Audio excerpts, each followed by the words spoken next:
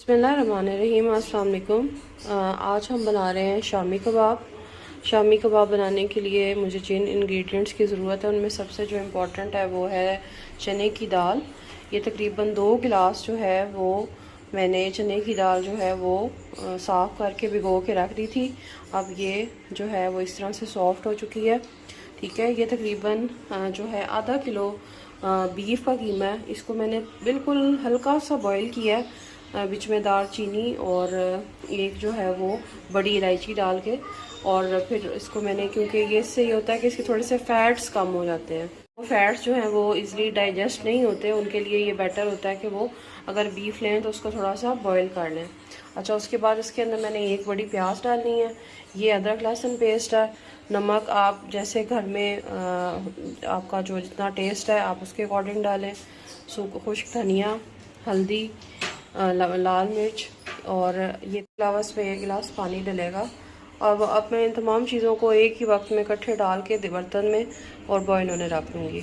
जो मसाले हैं, दाल, कीमा, पानी, ये सब चीज़ें मैंने ऐड कर दी हैं। अब इसके अंदर मैं डाल रही हूँ ये साबुत गरम मसाला। इसमें दालचीनी है, 2 बड़ी इलायची है, ज़ीरा है, और जो ये जो होती है ददरी या मोटी कुटी लाल मिर्च बोलते हैं वो थोड़ी सी ऐड करूँगी, और 2 इसमें मैं हरी मिर्चें डाल के तो मैं इसको जो है वो तकरीबन आधे घंटे के लिए दम पे रख दूँगी। जी नाज़रीन, ये देखिए ये जो मैंने कीमा और दाल बॉईल होने रखी थी वो देखिए कितनी अच्छी जो है वो माशाल्लाह गल गई है। अच्छा, अब इसमें एक बहुत आपको इम्पोर्टेंट टिप दे रही हूँ, वो ये है कि आपने देख लेना है कि जो कीमा है आपका वो अगर ज़्यादा ढीला हो गया है किसी रीज़न की वजह से, लाइक आपने अगर पानी ज़्यादा डाल दिया या कोई भी और रीज़न हो, तो फिर आपने जो इसके अंदर प्याज ऐड करनी है ना अभी कच्ची, वो आपने देख लेनी है कि आपको उसकी ज़रूरत है या नहीं। क्योंकि अगर आपने इसमें प्याज जो है वो भी कच्ची इसमें ऐड की तो ये फिर आपका जो कबाब हैं वो ढीले हो जाएंगे, और फिर जब आप इससे फ्राई करेंगे तो ये टूटेंगे। तो ये देख लेना है कि पानी इसमें अच्छे तरीके से आपने ड्राई किया हुआ है।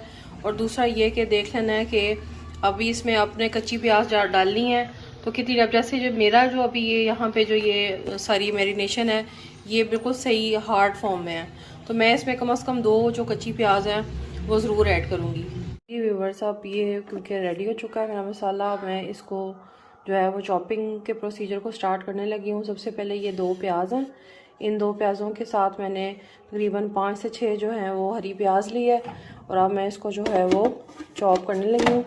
ठीक है, अब जो मसाला है वो चॉप हो चुका हुआ है।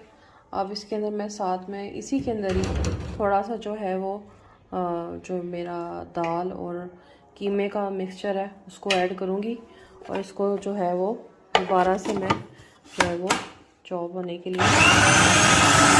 नाज़रीन, अब जो मेरा ये मिक्सचर है ये सारे का सारा मैंने चॉप कर लिया। इसके ऊपर मैंने तकरीबन 1 गट्ठी हरे धनिया की डाली है। अब ये मैं इसके ऊपर जो है वो गरम मसाला डाल रही हूँ, और अब मैं आपको एक अपनी जो मेरी सीक्रेट टिप है वो मैं देने जा रही हूँ। वो ये है कि मैं इसको थोड़ी देर के लिए कोयले का धुआं या आप स्टीम कह लें वो लगा के रखूँगी, क्योंकि मुझे इसकी खुशबू जो है वो बहुत ज़्यादा अच्छी लगती है, बिल्कुल बारबेक्यू की तरह फ्लेवर आता है। तो ये मैंने एक यहाँ पे शीट ली, पहले शीट ली, और मैंने एक कोयले को अच्छी तरह से ये देखिए ये अंगारा बना लिया। ठीक है, अब मैं घर में ही बनाया हुआ थोड़ा सा जो होममेड मक्खन है वो मैं लूँगी, और वो मैंने इसके ऊपर ऐसे रखा तो देखिए अब इस पर धुआं आना शुरू हो गया, और इसको मैं अब जो है वो ढाँप के रख दूँगी। तकरीबन ये 15 से 20 मिनट ढाँपा रहेगा। उसके बाद फिर मैं इसकी जो है वो प्रॉपर कबाब की जो टिक्कियाँ हैं शामी की वो तैयार कर लूँगी।